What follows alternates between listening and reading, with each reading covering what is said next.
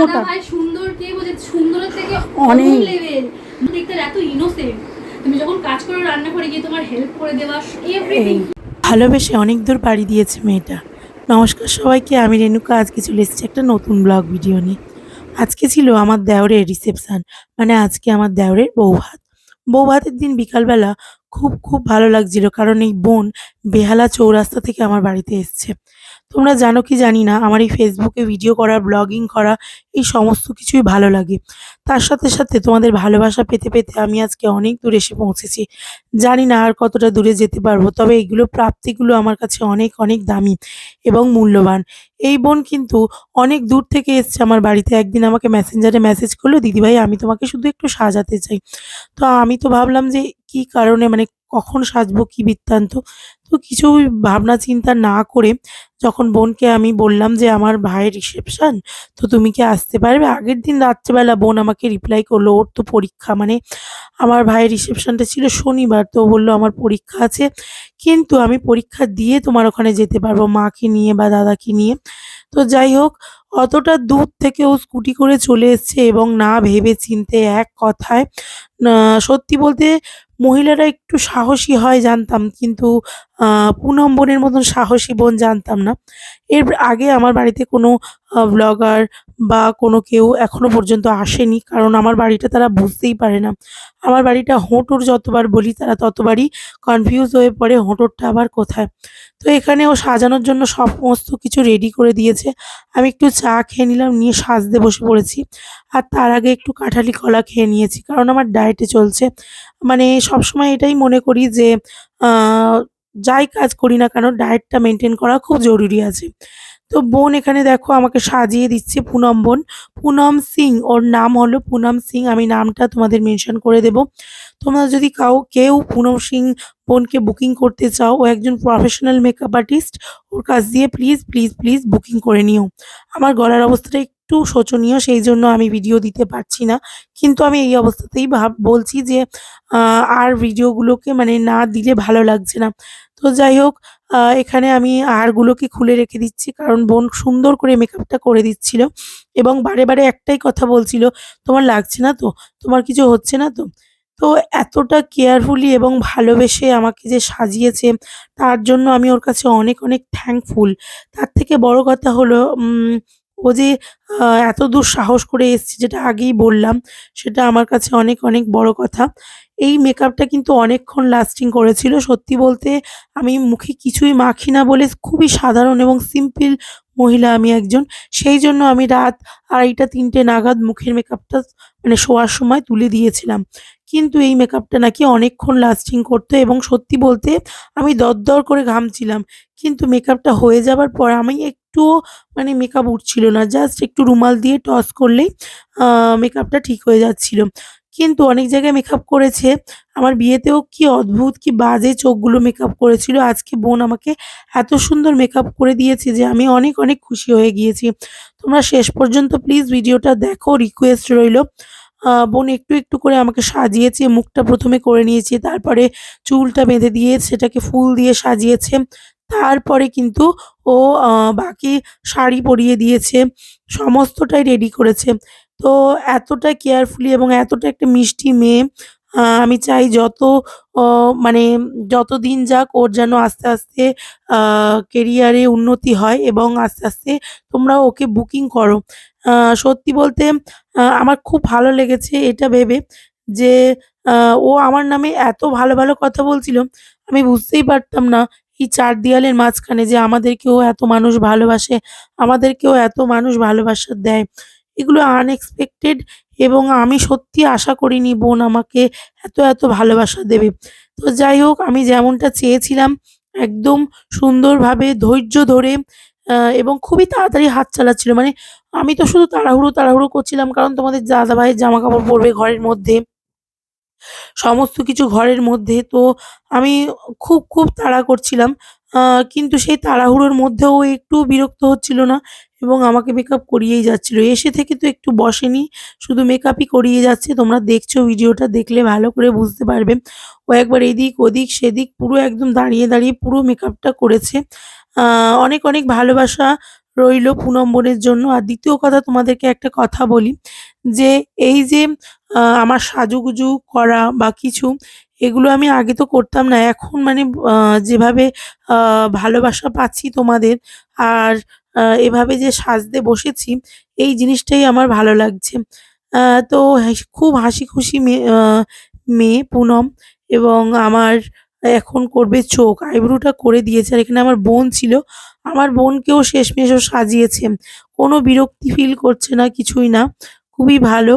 আর দেখো বন্ধুরা এটা আমি দুপুরবেলা পড়েছিলাম। এই যে গোলাপি কালারের শাড়িটা, এটা দুপুরবেলা আমি পরে আ গু মানে ঘুরছিলাম বা রান্নাবান্নার দিকে দেখছিলাম। এইটা সব আমাদের ননদ রান্নাঘরে আ সবাই আছে, আমার মা। তো সবাই এক্ষুনি চলে আসবে। তো এক, এক করে একটু দেখে যাচ্ছে সবাই। যেহেতু বোন এসছে আমি সবার সাথে একটু পরিচয় করিয়ে দিচ্ছিলাম। আমার সত্যি বলতে না খুব ভালো লাগছিল, খুব আনন্দ লাগছিল। কারণ আমার জন্য একটা মেয়ে এসছে। মানে আমার জন্য একটা মানুষ ভালোবাসা নিয়ে এসছে। সেটা যে আমার কাছে কতটা গুরুত্বপূর্ণ সেটা আমি তোমাদের না বলে বোঝাতে পারব না। গুরুত্বটা সবসময় আ গুরুত্বহীন হয়ে পড়াটাও আমার কাছে একটা ডিপ্রেশনের জায়গা। কিন্তু আজকে ফেসবুক পরিবার আমাকে অনেক কিছু দিয়েছে। এই ফেসবুক পরিবার বলো আর সোশ্যাল মিডিয়া পরিবার বলো, এত ভালোবাসা বা একটু ভিডিও করে সেটুকুনি আমার কাছে অনেক দামি। সেই ভালোবাসার টান দেখিয়েই বোন আমাকে ভালোবাসা দিতে এসছে। তোমরাও চাইলে আসতে পারো ভালোবাসা টানে আমার বাড়িতে। যারা বলছো যে দিদিভাই তোমার সাথে দেখা করতে চাই, নিশ্চয়ই আমাকে বলো, আমি বলবোখন। আর এতদিন সত্যি বলতে আমি একটু ভাবতাম যে আমি কি সত্যিই ভালোবাসার যোগ্য? একটুখানি ভিডিও বানাই বলে সত্যি কি আমি সেই যোগ্যতার লেভেলে পৌঁছেছি যে কেউ আমাকে ভালোবাসতে পারে এবং তার সাথে আমি দেখা করতে পারি? তো এইগুলো ভাবতে অনেক দেরি হয়ে যায়। তবু দেখো অচেনা মানুষ কত নিজের করে নেয়। সবসময় মনে হয় যে নিজের মানুষ নিজের নয়। কিন্তু আর আ যে ভালোবাসার মানুষগুলো এই যে পরিবার তৈরি হয়েছে আমার Facebook, এখন থেকে এরাই আমার পরিবার এবং এরাই আমার ভালোবাসার মানুষ। কারণ কাছের মানুষ মাঝে না ঠকিয়ে দেয় কিন্তু এইসব মানুষরা কখনোই ঠকায় না এবং ভালোবাসা অফুরন্ত দিতে থাকে। তো বোনের মেকআপগুলো এখানে সমস্ত খাটের মধ্যে সাজিয়ে নিয়েছে। এখন আবার ফোনটা এখানে একটু উল্টো করে ধরেছিল আমার মনে হচ্ছে। তো যাই হোক আ এই যে অলমোস্ট রেডি। আর কিছুটুক্ষণ মানে সাজুগুজু করালেই আমি রেডি হয়ে যাবো। তো দেখো চোখের পাতা সমস্ত কিছু করে দিয়েছে। দিয়ে এখন নাকটা করছে। আর ও নিজে থেকেই টিপ এনেছে। আবার বলছে আমি ফুল আনতাম, ফুল দোকান দেখতে পাইনি। একটা মেয়ে কতটা ভালো হলে সে নিজে ফুল কিনে আনবে বলছে। তো না ও যতটা আমাকে সাজিয়েছে মানে তার জন্য আমি অনেক আ ভালোবাসা বোনকে। আর এখন দেখো লিপস্টিক পরাচ্ছে। আমি যেমন লিপস্টিক বলছিলাম তেমন লিপস্টিক পরিয়ে দিচ্ছিল। আর কেমন লাগছে বন্ধুরা? এখন এতটুকু কেমন লাগছে? চুল এখন বাঁধা হয়নি। তোমরা একটু কমেন্ট করে জানাও আ কেমন লাগছে? টিপটা বোন কিন্তু ওর ওখান থেকেই এনেছে দিয়েছে। আর দেখো বোন কি মিশুকে আর কি সুন্দর কথা বলছে। আমার তো খুবই ভালো লাগছিল। আমি শুধু বলছিলাম, "একটু খাও চা-টা" কিন্তু কিছুই খেতে চাইছিল না। শুধুই মাত্র কাজই করে যাচ্ছিল। খুব তাড়াতাড়ি করে কাজ করছিল। মানে অনেকটা দূর তো, রাত হয়ে যাবে আবার বাড়ি ফিরতে। সেইজন্য ও তাড়াতাড়ি করে দিয়ে যাতে একটু তাড়াতাড়ি বাড়ি যেতে পারে। কিন্তু ধৈর্য সহকারে পুরো কাজটা করেছে। কিন্তু অতটা দূর না স্কুটি করে আবার অতটা দূর পৌঁছতে বাড়িতে ওর অনেক দেরি হয়ে যেত। তো যাই হোক অনেক রাত করে ফেলেছি। বোনের অনেক টা পথ। আর আমাদের এই পথগুলো কি হয় গ্রামের পথগুলোতে অতটা লাইট থাকে না। যেরকম শহরের পথে লাইট থাকে আ মানে এখানে ওখানে, সেখানে আমাদের এখানে পুরো দুদিকে অন্ধকার এবং গাছ আর গাছ। তো আমার বরমশাই এখানে চলে এলো। বরমশাইকে একটু জামাকাপড়গুলো বের করে দিলাম। তারপরে আমি হারটাকে গলিয়ে নিলাম। বোন চুলটাকে সেট করবে বলে। কারণ পরে আর হার ওর মধ্যে দিতে পারব না গলার মধ্যে। তো যাই হোক এখন বোন চুলগুলোকে সুন্দর করে আ মানে বানিয়ে দেবে। তো বলল, "খোঁপা বানাবো না, ছেড়ে রাখবো।" তো আমি বললাম, "খোঁপাই বানিয়ে দাও।" তো বোন এখন একটা সুন্দর খোঁপা বানিয়ে দেবে বন্ধুরা। তো কেমন হয়েছে আমার মুখ এখন আপাতত যতটা দেখছো জানিও। আ তো আমার তো খুবই ভালো লেগেছে পুনম বোনের কাছে সেজে। তোমরা যদি পুনম বোনকে বুকিং করতে চাও আগে থেকে কিন্তু বলো এবং আশা করি আমাকেও যতটা ভালো করে সাজিয়েছে তোমাদেরকেও অনেক ভালো করে সাজিয়ে দেবে এবং এটা একটা মেয়ের প্রতি আ মানে আমি যেহেতু ভাইয়ের রিসেপশনে রেডি হচ্ছিলাম, তবুও আমাকে কিন্তু অনেক সুন্দর লাগছিল। স্পেশালি সবাই, আমার পিসি শাশুড়ি, মা মামা শাশুড়ি, মানে মামিমা, এরা সবাই যাওয়ার সময় বলে গেছে রিভিউতে আমি নিশ্চয়ই দিতাম। কিন্তু আমি তখন ক্যামেরাটা অতটা মানে ক্যাপচার করতে পারিনি। অনেকটা দেরি হয়ে গেছিল মেকআপ করে উঠতে আবার।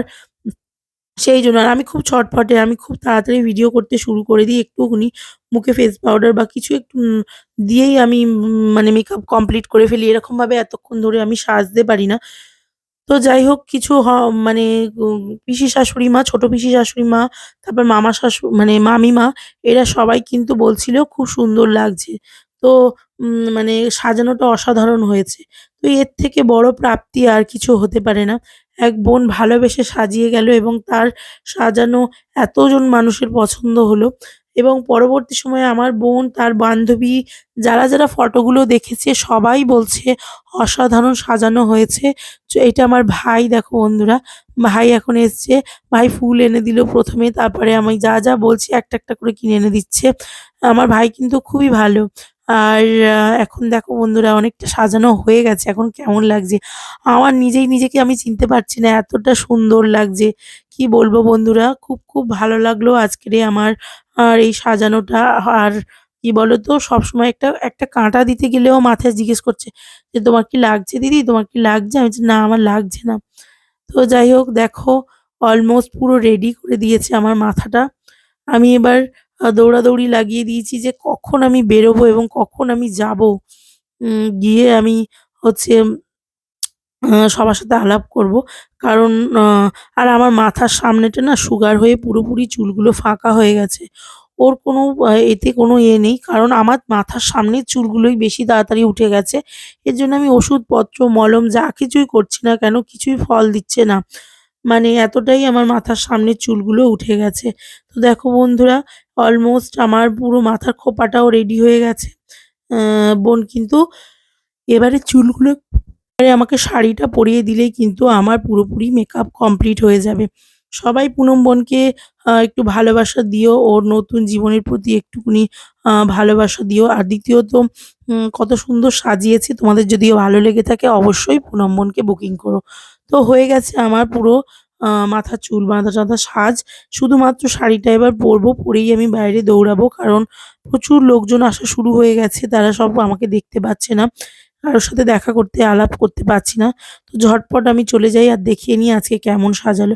তো এই যে আমার শাড়ি, এর সাথে ইয়েলো কালারের ব্লাউজ।